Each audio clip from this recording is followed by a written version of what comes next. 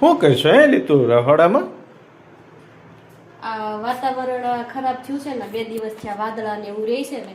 તો શરદી તો થાય છે પણ કફ બારો નથી નીકળતો તો એના હિસાબે છે ને કાનમાં દુખ્યા કરે છે તો એના માટે છે ને મેં તેલ મૂક્યું છે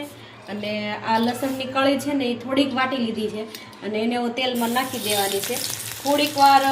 લાલ થઈ જાય ને ત્યાં સુધી સાતળવા દેવાની છે એવી રીતની જે આમ ચમચી હોય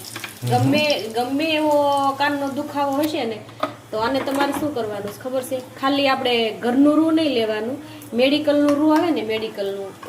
એ રૂ લેવાનું છે અને એનાથી છે ને ખાલી 2 થી 3 ટીપા કાનમાં નાખવાના છે અને આ 2 થી 3 ટીપા રોજ 3 થી 4 દિવસ નાખશો ને એટલે ગમે એવો કાનનો દુખાવો હશે ને શરદીના લીધે એ 100% રાહત થઈ જશે તો કેવો મારો વિડીયો લાગે છે બધા લોકોને શેર કરજો જેથી કરીને અત્યારે બહુ બધા લોકોને શરદી કફ ઉધરસ રહેતી હોય તો ખાસ કરીને આ નુસ્ખો એક અપનાવી જોવે તો જેથી કરીને એને પણ દવા લેવા ન જવી જો તો બધાને ખાસ શેર કરજો।